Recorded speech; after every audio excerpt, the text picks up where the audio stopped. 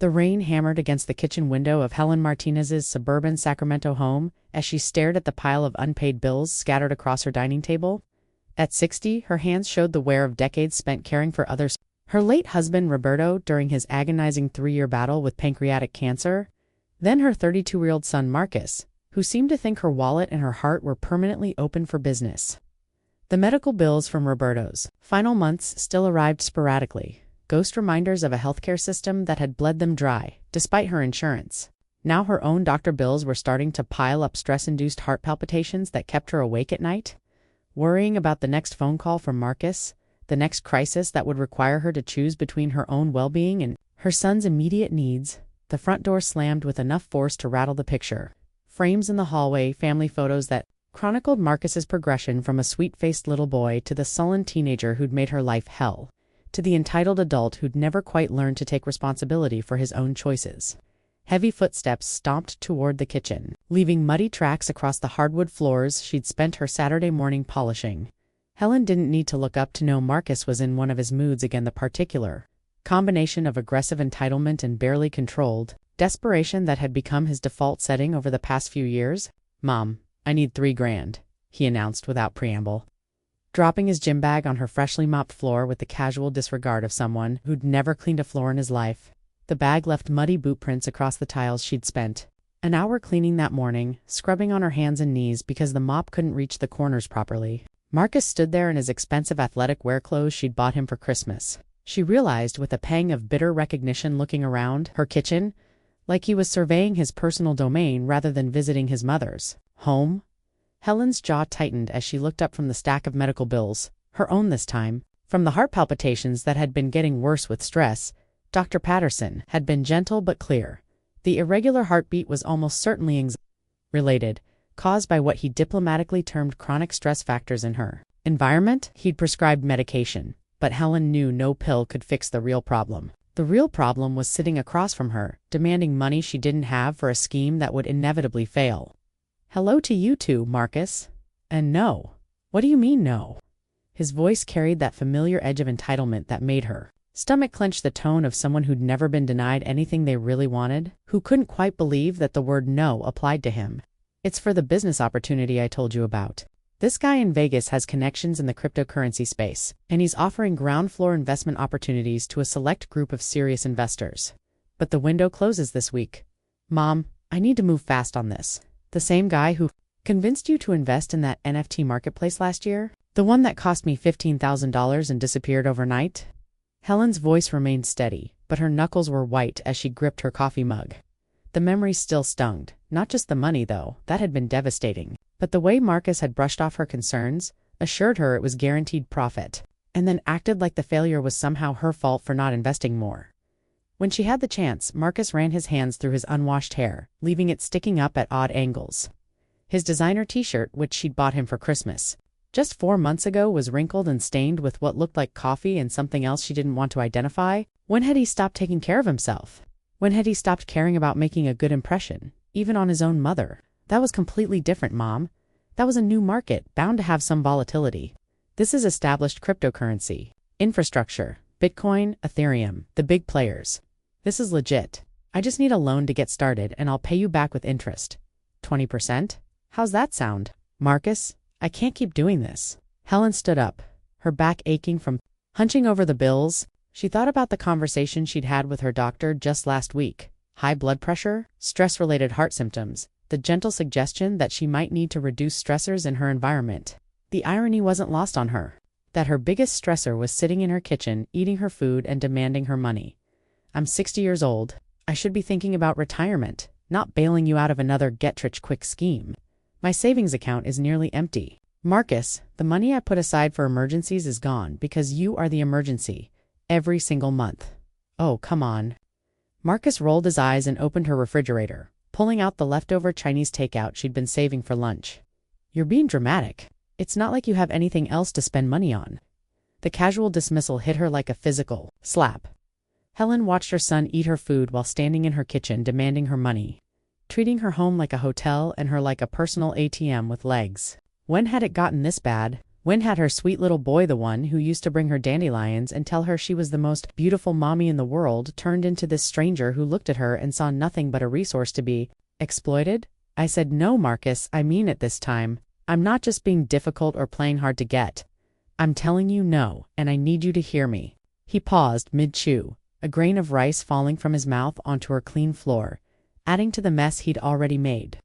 For a moment, his expression showed genuine surprise, as if the possibility of her refusing him was so foreign he couldn't quite process it. Seriously, you're really going to leave me hanging over $3,000? After everything I've been through? After Dad died and left us both in this mess? After I had to drop out of school to help take care of things? Helen felt her chest tighten.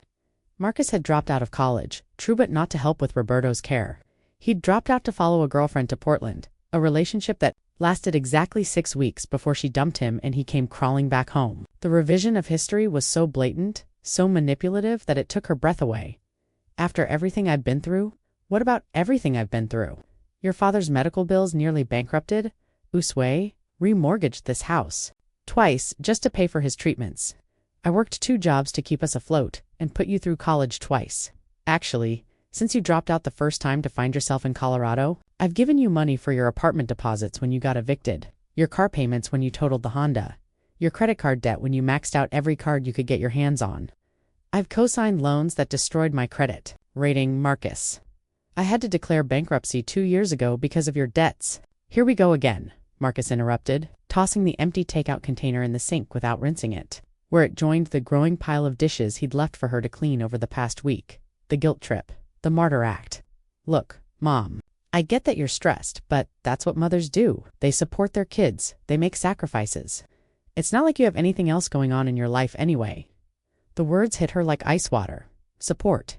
Yes. Enable. No. Helen's heart was pounding now, and she could feel that familiar flutter in her chest that sent her to the emergency room last month. I'm setting boundaries, Marcus. Real ones this time. Boundaries that I should have set years ago, when you were still young enough to learn from them. Marcus actually laughed, and the sound was cold enough to freeze her blood. It wasn't the warm, infectious laughter she remembered from his childhood, but something ugly and dismissive that made her wonder when she'd lost her son completely. Boundaries. Mom, let's be real here. Let's have an honest conversation. For once in our lives, I'm all you've got. Dad's gone. You don't have any friends except for that book club you stopped going to 2 years ago. And you barely leave this house except to go to work at that dead-end administrative job or the grocery store. Your sister lives 3,000 miles away and calls you maybe twice a year. What are you going to do? Replace me? The words hung in the air like poison gas, each syllable designed to cut and wound. Helen felt something fundamental shift inside, her chest like a dam cracking under too much pressure. The careful structure of denial and hope she'd built around their relationship began to crumble, and she could see Marcus clearly for perhaps the first time in years, not as the lost little boy she kept hoping would resurface, but as the cruel, manipulative man he'd chosen to become. I mean, face it, Marcus continued, oblivious to the devastation spreading across his mother's face, or perhaps simply not caring about it. You need me more than I need you. I'm the only family you have left, the only person who visits, the only one who even remembers you exist. So let's stop pretending you have any real leverage here, any real choices. Just write the check like you always do, and we can both move on with our day. I've got places to be. Helen stared at her son, this man she'd given birth to, nursed through fevers and nightmares, cheered at Little League games where he'd been more interested in the snack schedule than the score, sacrificed her own dreams and ambitions for and saw a complete stranger, a cruel, selfish stranger who had just told her she was worthless except for her checkbook, who had calculated her loneliness like a business asset and decided to leverage it for his own gain. Get out, she whispered, the words coming from some deep place she didn't even know existed. What? Marcus's expression shifted from smug confidence to confusion, as if he couldn't quite process what he'd heard. I said, get out. Her voice was stronger now, fueled by 3 decades of suppressed anger and disappointment. Get out of my house now. Marcus's expression shifted from smug confidence to confusion. Mom, you're being ridiculous. You were just telling me I was replaceable, Helen said, her voice deadly quiet. Well, congratulations, Marcus. You've just replaced yourself right out of my life. You don't mean that. Try me.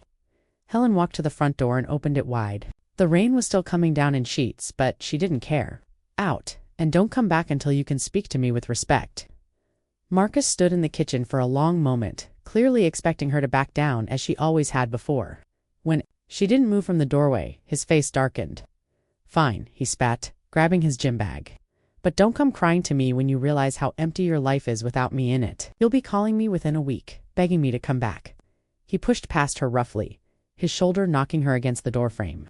Helen watched him stomp through the rain to his car, the car she'd helped him buy, and felt something she hadn't experienced in years. Relief. As his taillights disappeared into the gray Sacramento afternoon, Helen closed the door and leaned against it, her whole body shaking.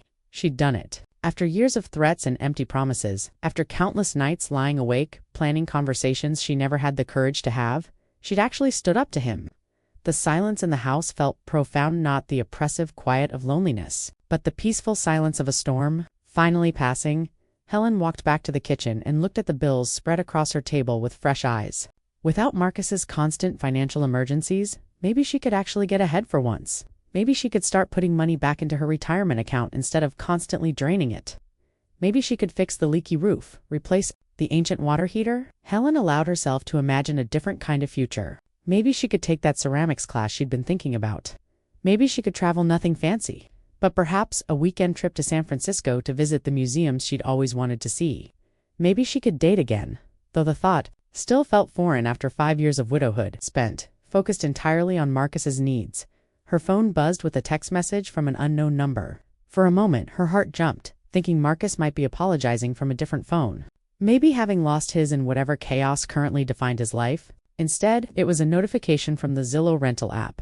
She'd almost forgotten about Tan app she'd downloaded months ago, in a moment of desperation, but never followed through on, too worried about Marcus's reaction to having a stranger in what he still considered his space. Someone was interested in viewing the mother-in-law suite she'd listed months ago, but taken down after. Marcus had exploded at the mere suggestion. Helen looked out the kitchen window at the small, separate entrance to the converted garage apartment her late husband, Roberto, had built during one of his ambitious weekend projects 7 years ago. It had been sitting empty for 2 years.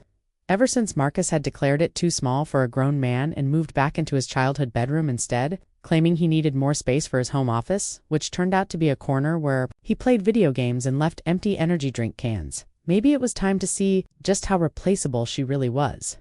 3 weeks later, Helen stood in the doorway of the converted garage apartment, watching 24-year-old David Chen arrange his sparse belongings on the small dining table with the reverence of someone handling precious artifacts. The young man moved with careful precision, each gesture deliberate and considered, treating each item like it represented something significant in a life that clearly hadn't offered many possessions worth keeping. A laptop that had seen better days but was obviously well maintained, a stack of textbooks that looked heavily used and carefully preserved, a framed photo of an elderly Asian couple whose kind faces suggested they'd been important to him, and a small potted succulent that looked like it had been nursed back to health from near death. The apartment itself had been transformed since David's arrival. What had been a dusty, neglected space that Marcus had used primarily for storage was now spotlessly clean and organized. David had spent his first weekend scrubbing every surface, organizing the small kitchen area, and even replacing the burnt-out light bulbs that had been ignored for months.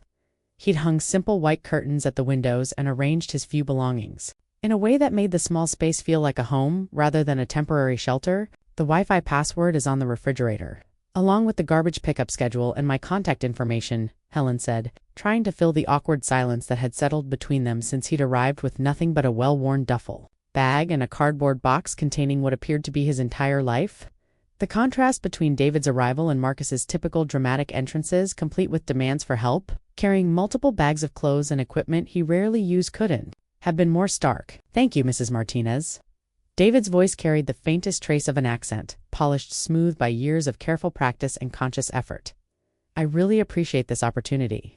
I know my references weren't exactly traditional, and I'm sure you had other applicants who looked better on paper." Helen studied the young man's face more carefully now that they were in the same earnest brown eyes behind wire-rimmed glasses that had been carefully repaired with clear tape at one temple, a jawline that suggested he missed meals more often than he should, and the kind of quiet dignity that reminded her of her late husband Roberto. There was something in his posture, the way he held himself, that spoke of someone who'd learned early not to take up too much space, not to expect too much, but who maintained his self-respect, despite circumstances that would have broken weaker people. David's references had indeed been unconventional, but they'd painted a picture of someone extraordinary. Dr. Patricia Williams, a community college professor who called him the most dedicated student I've ever taught in 30 years of education, had written a 2-page recommendation detailing David's work ethic, his kindness to struggling classmates, and his determination to succeed despite obstacles that would have derailed most students. Jose Martinez, a supervisor from the FedEx warehouse where David worked nights, had noted that David had never missed a shift in 2 years, often stayed late to help other workers meet deadlines, and had been promoted twice, based purely on merit and reliability. And oddly enough, Mrs. Chen from the corner grocery store, no relation, despite the shared surname, who insisted he was like a grandson to her despite no blood relation, apparently helping her with inventory every Sunday and refusing to accept payment. The rental application had been meticulous, every line filled out in careful handwriting, every document properly organized and labeled. But it was David's personal essay that had really caught Helen's attention. 2 pages that managed to be both heartbreaking and hopeful, detailing his journey from aging out of foster care at 18 to working 3 jobs while pursuing his engineering degree. No sob story, no manipulation, just quiet determination and a maturity that most people twice his age hadn't achieved. Your essay was what sold me, Helen admitted, surprising herself with the honesty. David had written a 2-page explanation of why he needed the apartment, detailing his journey from aging out of foster care to working 3 jobs while pursuing his engineering degree. No sob story, no manipulation, just quiet determination and a maturity that most people twice his age hadn't achieved. I meant every word, David said, carefully placing the photo of the elderly couple on the small bookshelf. I won't, 'cause any trouble, Mrs. Martinez? I'm usually at work or school, and when I'm here, I'm studying. You won't even know I exist. Something about the way he said it, like he was used to making himself invisible, used to apologizing for taking up space, used to being grateful for basic human decency made. Helen's chest tightened with a protective instinct she hadn't felt in years. It was the same tone Marcus had used as a very young child, before entitlement replaced gratitude, before he'd learned that demands worked better than requests. David, this is your home now. You don't have to disappear. You don't have to earn your right to exist here every single day. He looked up at her with surprise, as if the concept of occupying space without apology was foreign to him. I just meant no, you're taking a chance on me. I know I'm not the most conventional tenant. I want to make sure you don't regret this decision. I know what you meant, Helen said gently, recognizing the careful language of someone who'd learned to manage other people's expectations, to make himself as small and unthreatening as possible. But I'm not renting to a ghost.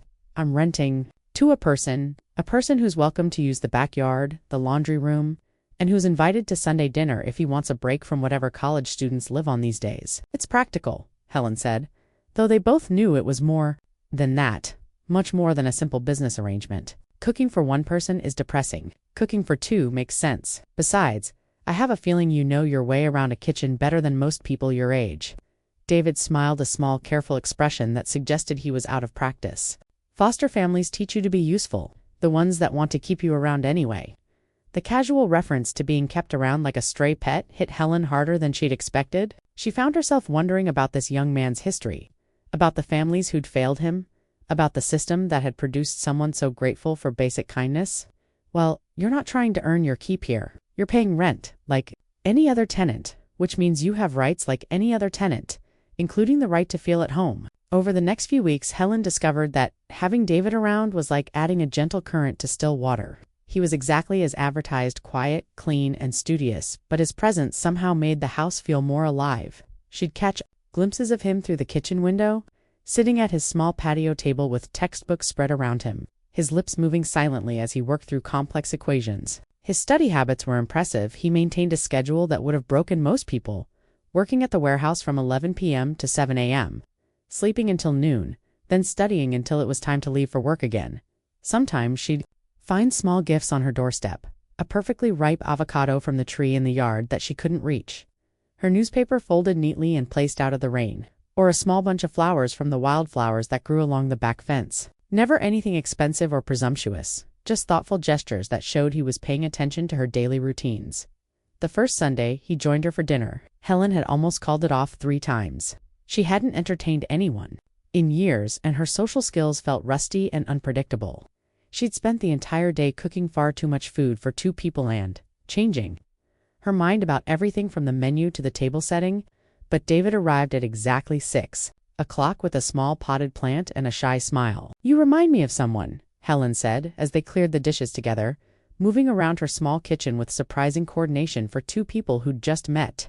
She noticed how David automatically rinsed each dish before placing it in the dishwasher, how he wiped down the counters without being asked, how he seemed to anticipate what needed to be done next. Oh, David looked nervous, as if being reminded of someone was usually bad news in his experience. His hands paused in their work, and Helen caught a flash of that old wariness. The instinctive tension of someone who'd learned that comparisons rarely worked in his favor. My husband, actually, Roberto, he had the same way of really listening when people talked. Like he was collecting details because he actually cared about the answers to his questions. And the same terrible habit of trying to fix everything that was broken, whether it was asked for or not. Helen smiled at the memory, feeling the familiar bittersweet pang that came with talking about Roberto. He used to drive me crazy, always tinkering with something, always convinced he could make it work better, but he was usually right. David smiled for the first time since she'd known him, not the careful, polite expression he'd been wearing, but something genuine and unguarded. My foster mom in Fresno used to say I had helper syndrome. Always trying to earn my keep. She called it she was one of the good ones. Is that what you're doing here? Trying to earn your keep? David paused, a dish towel in his hands, considering the question with the seriousness he seemed to bring to everything. Maybe a little. Old habits die hard, you know. When you've been in the system, you learn that staying useful is staying safe. People keep things they find useful. Helen felt a stab of maternal rage so fierce it took her breath away, not at David, but at a world that had taught a child that his worth was tied to his usefulness, that love was something to be earned rather than freely given. David, she said carefully, you don't have to earn your place in the world. You already have one, just by being who you are. The young man's eyes filled with tears so quickly that Helen had to look away to give him privacy, busying herself with wiping down counters that were already clean. When she looked back, he was carefully drying a water glass like it was made of the finest crystal, his movements precise and reverent. My last foster parents used to say that too, he said quietly, his voice thick with emotion. The Hendersons in Stockton. But it's hard to believe when you've been returned more times than a library book. Hard to trust that someone won't change their mind when things get difficult or expensive, or when the novelty wears off. Helen felt her heart crack open at the casual way he referenced being returned, like he was a faulty appliance rather than a human being who deserved stability and love. She wanted to ask about the families who'd failed him, wanted to track them down and demand explanations. But she sensed that pushing for details would only make David retreat back into the careful politeness he wore like armor. Their loss, she said firmly, surprising herself with the vehemence in her voice, and my gain, definitely my gain. That night, after David had retreated to his apartment and Helen was alone with her thoughts, she realized she hadn't thought about Marcus in days. The constant anxiety that had lived in her chest for years, waiting for the next crisis, the next demand, the next disappointment, had eased into something she barely recognized: contentment. For the first time in longer than she could remember, her house felt peaceful rather than tense, filled with potential rather than dread. Her phone buzzed with a text from Marcus. Hope you've learned your lesson. Ready to talk like adults now? I'm willing to forgive and forget if you are. Helen stared at the message for a long time, reading it over and over, marveling at the breathtaking arrogance of it. Marcus expected her to apologize for setting boundaries. He expected her to beg for his forgiveness for refusing to enable his irresponsible behavior. He thought 3 weeks of silence would bring her to her knees, desperate for his attention. She thought about the way David had carefully washed her dishes that evening, the way he'd listened to her stories about Roberto without checking his phone or showing signs of impatience, the way he'd thanked her for dinner like it was a gift instead of an obligation. She thought about the quiet respect in his voice when he spoke to her, the way he asked permission before using her washing machine, the way he'd spent his own money on a plant for her kitchen. She deleted Marcus's text without responding, then blocked his number entirely. 2 months into their arrangement, Helen came home from work to find David in her backyard. Tools spread around him as he repaired the broken gate that had been hanging crooked for over a year. The afternoon was warm and he'd rolled up his sleeves, revealing arms that were stronger than his slight frame suggested. He worked with the same methodical precision he brought to his studies, measuring twice before cutting, cleaning up each tool before moving to the next step. You don't have to do that, she called from the kitchen window, though she was secretly pleased to see the gate finally getting attention. I know, David called back, not stopping his work, but it was driving me crazy every time I walked past it. The latch wasn't catching properly and I was worried about security. Helen watched him work, noting the careful way he tested each joint, the way he took extra time to sand down rough edges that no one would ever see. Roberto had worked the same way, with patience and precision and pride in craftsmanship. The comparison made her heart ache in a way that was both painful and comforting. Painful, because it reminded her how much she missed Roberto. Comforting, because it reminded her that good men still existed in the world. "David," she called after watching him work for another few minutes. "Come inside for a minute when you're done with that section." He appeared in her kitchen 15 minutes later, wiping his hands on a rag and leaving his work boots by the back door without being asked. His hair was mussed from the afternoon breeze, and there was a small smudge of wood stain on his cheek that somehow made him look younger and more vulnerable. "Is everything okay?" he asked, and Helen could hear the familiar note of concern in his voice, the automatic assumption that being called inside meant trouble, meant he'd done something wrong. Helen had been trying to figure out how to say this for weeks, rehearsing different versions in her head during her commute to work and while she lay awake at night. She still didn't have the right words, still wasn't sure how to express what this relationship had come to mean to her without making David feel obligated or uncomfortable. "I want to ask you something, and I want you to think about it before you answer. Don't just automatically say yes because you think it's what I want to hear."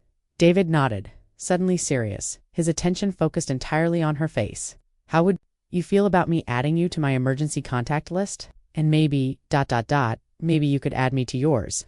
I know it's not traditional, and I don't want you to feel pressured. But I've been thinking that if something happened to either of us, we should have someone who would know, someone who would care." The question hung between them, loaded with implications neither of them wanted to examine too closely. It was about more than emergency contacts, and they both knew it. It was about choosing each other, about creating the kind of family bond that had nothing to do with blood and everything to do with commitment. David was quiet for so long that Helen started to regret asking, started to worry that she'd pushed too hard, moved too fast, scared him away with the intensity of her attachment. Finally, he spoke, his voice soft but steady. I'd like that a lot, actually. I haven't had anyone to put on those forms since I aged out of the system. It's always been a blank line, you know? Just another reminder that there's nobody who would notice if something happened to me." Helen felt tears prick her eyes at the matter-of-fact way he said it. Like he'd accepted his isolation as a simple fact of life rather than a tragedy that should never happen to anyone. Well, now there is.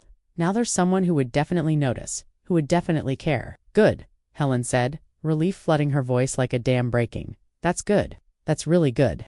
That night, as she updated her paperwork and watched David through the window, putting the finishing touches on the gate, Helen realized something profound had happened. She'd gotten exactly what Marcus had mocked her for wanting. She'd replaced him, not with a carbon copy or a second choice, but with something infinitely better, a relationship built on mutual respect, genuine care, and the radical concept that family was something you chose, not something you were stuck with. She just hoped she'd have time to enjoy it before Marcus inevitably came back, expecting nothing to have changed. The first sign of trouble came on a Tuesday morning in early spring, when Helen found David sitting on his small patio at dawn, staring at his laptop screen with the expression of someone who'd just watched their world collapse. The morning was unusually cold for Sacramento in March, and she could see his breath forming small clouds as he hunched over the computer in just a t-shirt. Apparently too absorbed in whatever he was reading to notice the temperature. "Everything okay out there?" she called through the kitchen window, though she could clearly see it wasn't. She'd been up early herself, unable to sleep because of the palpitations that still plagued her when she was stressed. David looked up, and even from a distance she could see the devastation in his eyes. The confident, purposeful young man she'd grown accustomed to had been replaced by someone who looked utterly lost. "I'm sorry, Mrs. Martinez. I know I'm being loud." "You're not being loud. You're being upset. There's a difference." Helen grabbed 2 cups of coffee in her robe, noting that her hands were shaking slightly as she poured. She'd grown more attached to David than she'd realized, and seeing him in distress activated every maternal instinct she possessed. "Mind if I sit?" David gestured to the empty chair across from him, his movements wooden and unfamiliar. The table between them was cluttered with financial aid paperwork, bank statements, and what looked like a dozen printed emails. "I got an email from the financial aid office at 3 this morning. They're cutting my funding for next semester. Budget cuts, they said. Priority given to students under 21. Helen set the coffee down carefully, noting the way David's hands shook as he reached for the cup. She'd never seen him anything but composed and purposeful. This raw vulnerability was startling. "What does that mean?" "Exactly, it means I can't afford to finish school." David's voice was flat, drained of the quiet optimism that usually colored his words. "I was already working 40 hours a week on top of a full course load. Without the grant money, I'd need to work 60, 70 hours just to cover tuition, and there aren't enough hours in the day. I'd have to drop 2 part-time status, which means I'd lose my other scholarships too. It's a domino effect. Helen studied the paperwork scattered across the table, quickly calculating numbers in her head. How much do you need? Mrs. Martinez, how much? David? David was quiet for a long moment, staring into his coffee like it might hold answers. $8,000 for this semester. Probably the same for the next 3 semesters until I graduate. $32,000. Helen did the math automatically, her mind racing through her savings account, her retirement fund, the money she'd been setting aside since Marcus moved out. It would be tight, but it was doable. More than doable, it would be an investment. And someone who had never once taken her generosity for granted. Okay, she said. David's head snapped up. Okay, what? Okay, I'll cover it. Mrs. Martinez, I can't let you, you're not letting me do anything. Helen interrupted, her voice gentle but firm. I'm making a choice. A good choice. About someone I care about. David's eyes filled with tears, and this time he didn't try to hide them. I don't know how I could ever pay you back. You already do, every day. Helen reached across the small table and squeezed his hand. You fix my gate. You listen to my stories. You make me remember what it feels like to have someone in my life who actually wants to be there. That's worth more than money. But David. Helen's voice carried the authority of someone who had made up her mind completely. When Roberto was dying, you know what he made me promise? David shook his head. He made me promise that I wouldn't spend the rest of my life just existing, that I'd find ways to make a difference, to matter to someone. You're letting me keep that promise. David wiped his eyes with the back of his hand, leaving streaks on his glasses. You're sure? I've never been more sure of anything in my life. 3 hours later, Helen sat in the financial aid office at Sacramento City College, writing a check and watching David's face transform from resignation to hope to something approaching joy. The administrator processed the payment with bureaucratic efficiency, but Helen barely heard the explanations about account credits and semester schedules. She was too busy watching David realize that his future was secure, that someone believed in him enough to invest in his dreams. Walking back to the parking lot, David suddenly stopped and turned to her with an expression she'd never seen before, protective, almost parental despite their age difference. I'm going to make you proud, he said. I swear to you, Mrs. Martinez, I'm going to make this worth it. You already have, Helen replied, and meant it. Over the following months, their relationship evolved into something that defied easy categorization. David wasn't her son. She was too aware of his independence, his capability, his adult concerns for that kind of simple designation. But he wasn't just a tenant either. Not when he knew exactly how she liked her morning coffee and could predict her moods better than she could predict them herself. He was something more precious and rare. Chosen family. He started joining her. For grocery shopping, navigating the aisles of the local Safeway with the efficiency of someone who'd learned to make every dollar count. Helen would catch him discreetly comparing unit prices, calculating the best deals with the speed of someone who'd been doing mental math around food budgets for years. He'd slip extra items into the cart. The good olive oil she liked but rarely bought for herself. The fancy coffee that was usually beyond her budget. Fresh flowers for the kitchen table and pretend he'd gotten confused about the shopping list when she protested. David, she said one Saturday, watching him discreetly add a package of her favorite cookies to their cart while she was examining pasta labels. You don't have to take care of me. I know, he replied, the same words he'd used about fixing her gate, his tone suggesting that knowledge and desire were 2 entirely different things. But I want to. The difference between want to and have to became the foundation of everything between them. Helen wanted to support David's education. David wanted to make sure she didn't lift heavy boxes or change light bulbs on wobbly ladders. Helen wanted to cook meals large enough to share. David wanted to fix every squeaky hinge and loose doorknob in the house. It was care without obligation, generosity without scorekeeping. Helen's coworkers started commenting on the change in her. You look younger, her supervisor mentioned during a routine meeting. More, I don't know, energetic. Helen knew exactly what she meant. For the first time in years, she wasn't walking around with her shoulders tensed against the next crisis. Her phone didn't fill her with dread when it rang. She slept through the night without jolting awake, wondering what fresh disaster Marcus had created while she wasn't looking. David's professors noticed changes to his confidence has really improved, his calculus teacher told Helen when she ran into him at the farmer's market. Whatever support system he has at home is working. He's a remarkable young man, Helen replied, feeling the warm pride of recognition. He talks about you all the time, the professor continued. Mrs. Martinez this, Mrs. Martinez that. You've clearly made quite an impact.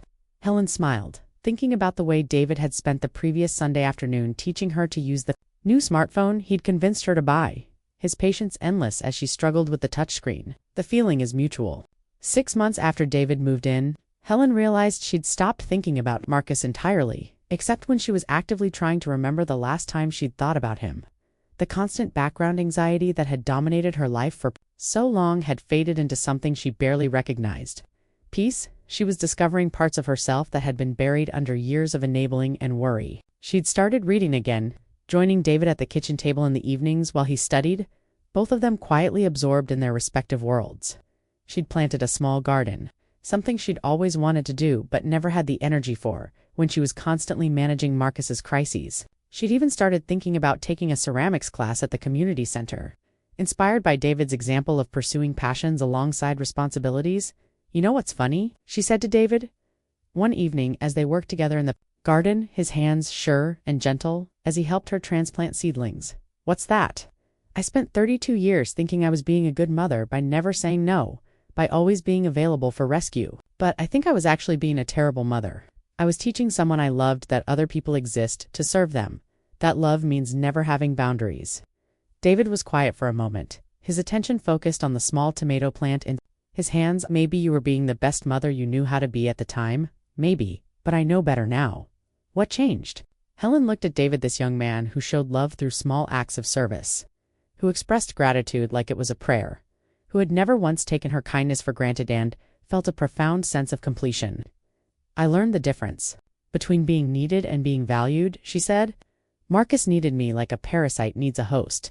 You value me like family values family." David smiled, his hands gentle as he patted soil around the newly planted seedling. "Best family I've ever had." "Mine too," Helen replied, and realized it was absolutely true.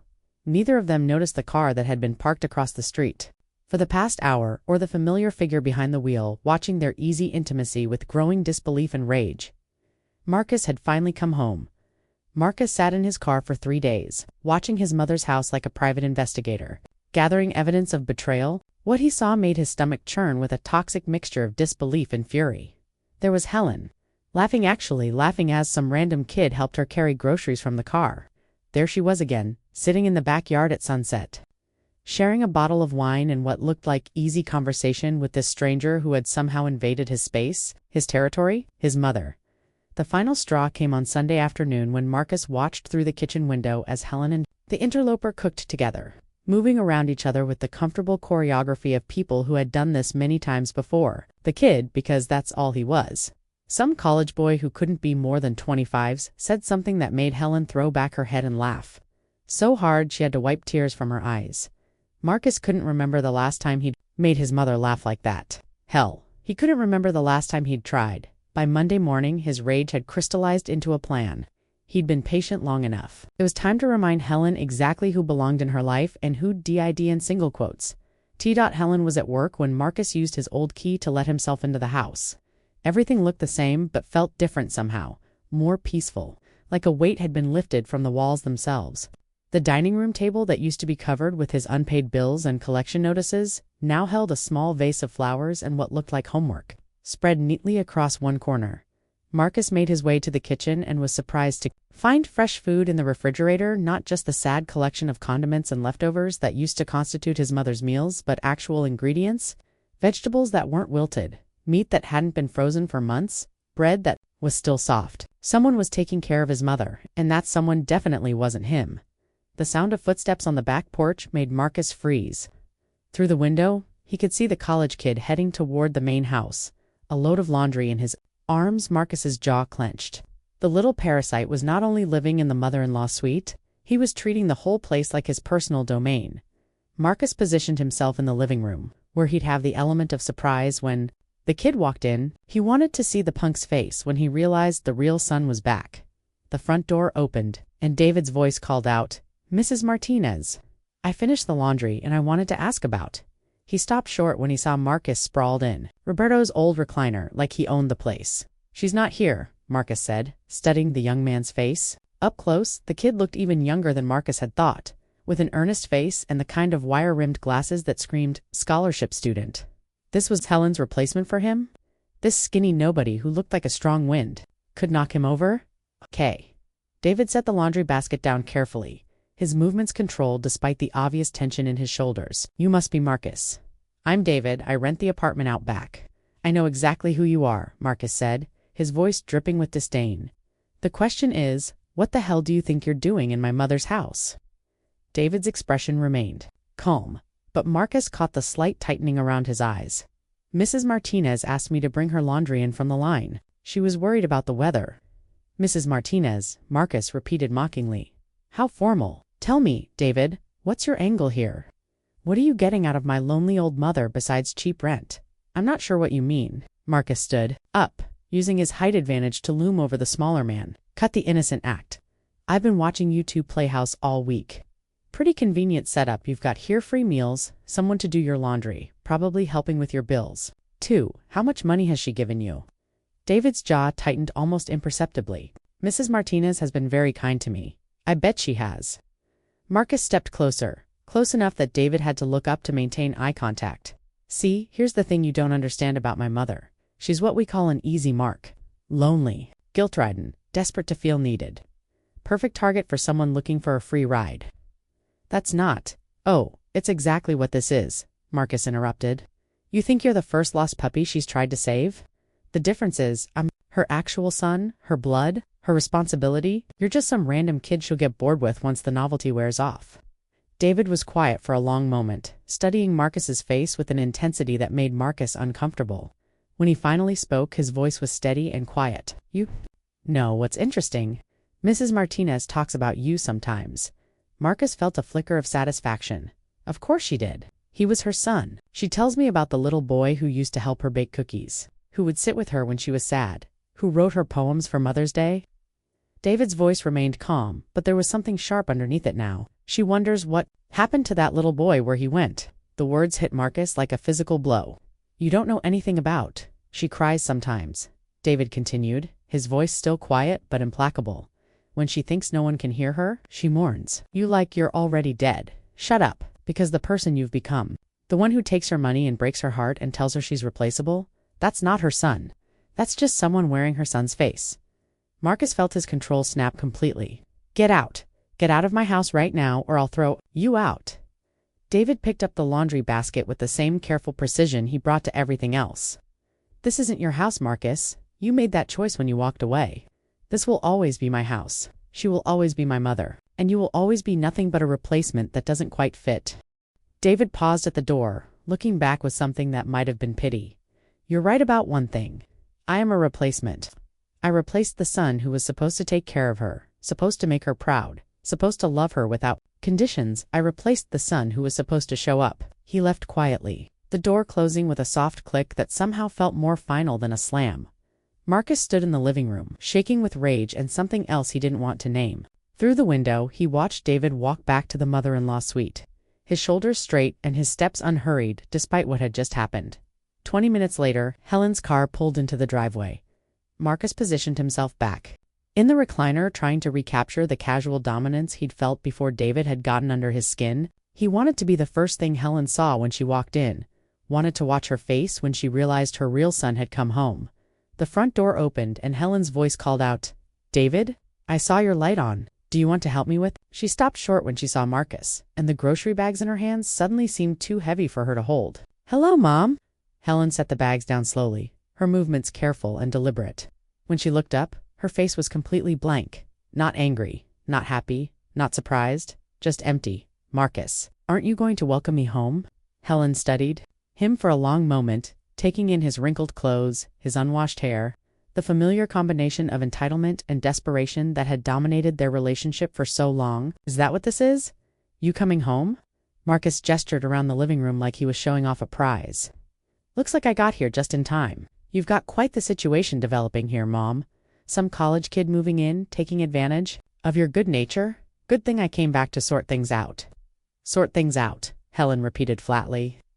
I had a little talk with your tenant, explained how things really work around here. He won't be bothering you much longer. Helen's expression didn't change, but something shifted in her posture, a subtle straightening, like a soldier coming to attention. What did you say to David? Just the truth. That he's a temporary replacement who doesn't quite measure up to the original. The words hung in the air between them, and Marcus waited for his mother's familiar pattern, the guilt. The apologies, the desperate attempt to smooth things over and make everyone happy. Instead, Helen walked to the front door and opened it wide. "Get out." Marcus blinked, certain he'd misheard. "What?" I said. "Get out now." "Mom, come on, you're being ridiculous. I'm your son." Helen's voice, when she spoke, was colder than Marcus had ever heard it. "My son is a 24-year-old engineering student who fixes my gate and helps me plant tomatoes and treats me like I'm worth something. My son listens when I talk and says thank you when I cook for him and has never once made me feel like I should be grateful for his presence in my life." Marcus felt the ground shifting beneath him. "That kid is not your son. You're right," Helen said, her hand still on the open door. "He's better than a son. He's family I chose, instead of family I was stuck with. You can't be serious. You're going to choose some random stranger over your own flesh and blood?" Helen looked at Marcus, really looked at him, and Marcus saw himself reflected in her eyes, a 32-year-old man who had contributed nothing but chaos and pain to the life of someone who had sacrificed everything for him. "Marcus," Helen said quietly, "when was the last time you asked me how I was doing?" The question caught him off guard. "What do you mean?" "I mean exactly what I said. When was the last time you called to check on me or asked about my health? Or wondered if I was lonely or scared or happy?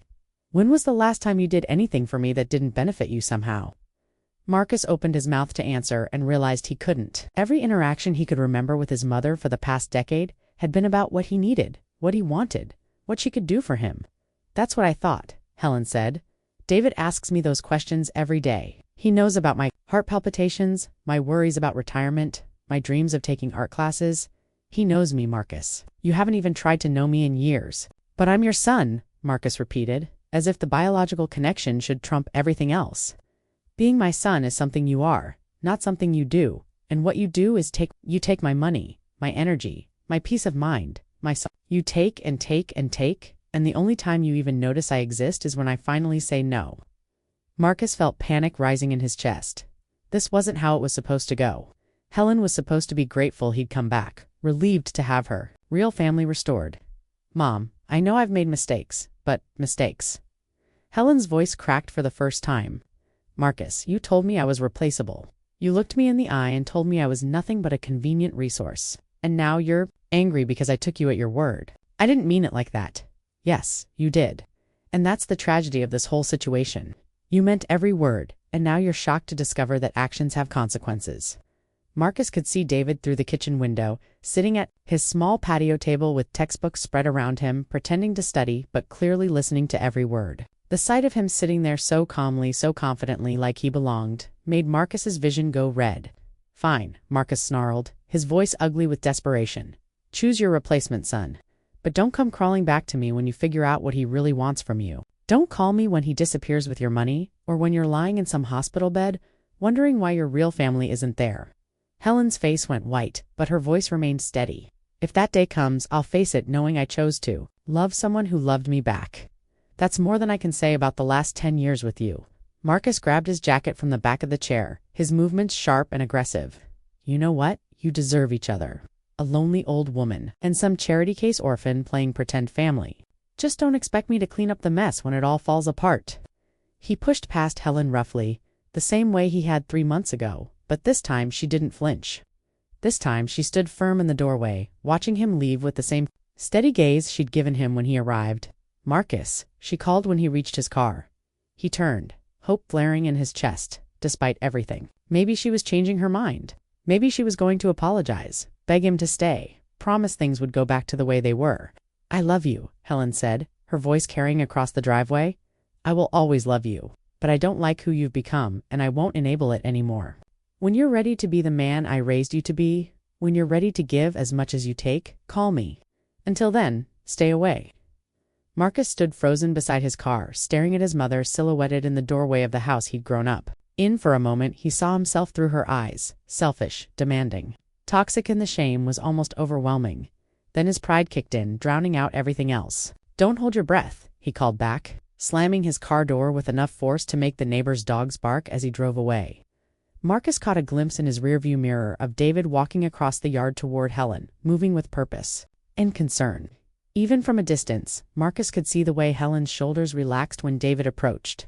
The way she leaned into whatever comfort he was offering. Marcus drove aimlessly through Sacramento for hours, his phone burning a hole in his pocket. 3 times he started to call Helen, ready to apologize, ready to promise he'd change. 3 times he hung up before dialing, his ego refusing to let him admit he'd been wrong. Instead, he drove to his friend Jake's apartment, where he spent the evening getting drunk and ranting about ungrateful mothers and manipulative college kids who didn't know their place. Jake, who had met Helen exactly once and thought she was too good for her own kid, mostly just nodded and kept refilling Marcus's beer. Maybe she's right, though, Jake said around midnight when they were both too drunk for careful conversation. Maybe you have been kind of a dick to her. She's my mother, Marcus slurred. She's supposed to put up with my shit. Says who? The question hung in the smoky air of Jake's living room, and Marcus couldn't think of an answer that didn't make him sound like a spoiled child. Meanwhile, back on Maple Street, Helen sat in her kitchen across from David, both of them nursing cups of tea that had long since gone cold. I'm sorry, David said for the 3rd time. I should have handled that better. Should have called you or David. Helen reached across the table and covered his hand with hers. You have nothing to apologize for. Nothing. But I made things worse. I said things that probably hurt you. Helen squeezed his hand gently. You said things that needed to be said, things I should have said years ago. David was quiet for a moment, studying her face in the dim kitchen light. Are you okay? Really okay? Helen considered the question seriously. Was she okay? Her son, her biological son, the child she'd carried and birthed and loved unconditionally for 32 years, had just walked out of her life, possibly forever. By any reasonable measure, she should be devastated. Instead, she felt something she barely recognized. Relief. I think I am, she said, surprised by the truth of it. I think I'm more okay than I've been in years, even though he's gone. Especially because he's gone. Helen sighed, looking around the kitchen that had been the scene of so many arguments, so many demands, so many disappointed conversations. I spent so many years trying to love him into being a better person, trying to give him enough that he'd stop being so angry, so demanding. But you can't fix someone who doesn't want to be fixed. David nodded slowly. I learned that in foster care. Some families want to help. Some just want to feel good about themselves. And some, ... double quotes. He trailed off. But Helen understood. Some just want what they can get from you. Yeah. They sat in comfortable silence for a while, listening to the night sounds filtering through the kitchen window. Finally, David spoke. He might come back, when he needs something. Helen nodded, probably, but it won't be the same. I won't be the same. What changed? Helen looked at David, this young man who had somehow become the center of her world without either of them quite realizing it was happening, and felt a profound sense of gratitude. I learned what real love looks like, she said. Real love doesn't demand, it doesn't take without giving. It doesn't threaten to leave every time it doesn't get its way. Real love shows up. It pays attention. It says, thank you. David's eyes filled with tears. Mrs. Martinez, Helen, she corrected. Gently, I think we're past formalities, don't you? David smiled through his tears. Helen, I need you to know something. What's that? You saved my life. Not just with the money for school, though that was huge. But you made me believe I was worth saving. You made me feel like I belonged somewhere. Helen felt her own eyes well up. You saved mine too. You reminded me what it felt like to matter to someone, to be valued instead of just needed. David reached across the table and took her hand. So what happens now? Helen squeezed his fingers, thinking about all the possibilities that stretched out before them. David would graduate, probably with honors. He'd get a good job, maybe meet someone special, build a life of his own. She'd support him through all of it, cheer his victories and comfort his defeats, the way family was supposed to do. Maybe Marcus would come back someday, humbled and changed and ready to do the work of being a real son. Maybe he wouldn't either. Helen would be okay. Better than okay. Now, we keep being a family, she said. The kind of family that chooses each other every day. David smiled, and in that smile, Helen saw her future. Not the future she'd planned, but the one she'd earned. A future built on respect and gratitude and the radical idea that love was something you did, not something you demanded. Outside, the Sacramento night was clear and full of stars. Inside, Helen Martinez sat at her kitchen table with the son she'd chosen, planning tomorrow and all the tomorrows after that. For the first time in decades, she wasn't afraid of what the phone might bring, wasn't braced for the next crisis, wasn't counting the cost of love. She was just happy. 3 months later, Marcus would drive by the house and see Helen and David working in the garden together, both of them laughing at some shared joke. He would sit in his car for 20 minutes, watching the easy affection between them, and feel something crack open in his chest. He would pull out his phone and start to dial his mother's number. He would hang up. He would try again. This cycle would repeat itself for weeks, wanting to call, wanting to apologize, wanting to find his way back to the little boy who used to help her bake cookies, but that's another story. This story ends with Helen Martinez learning that sometimes the greatest act of love is knowing when to let go. And sometimes the family you choose is stronger than the family you're born with. And in a small apartment behind a house on Maple Street, a young man named David Chen would fall asleep each night, grateful for the day he answered an ad for a room to rent, never knowing he'd actually found a home. The joke, as it turned out, wasn't on Helen at all.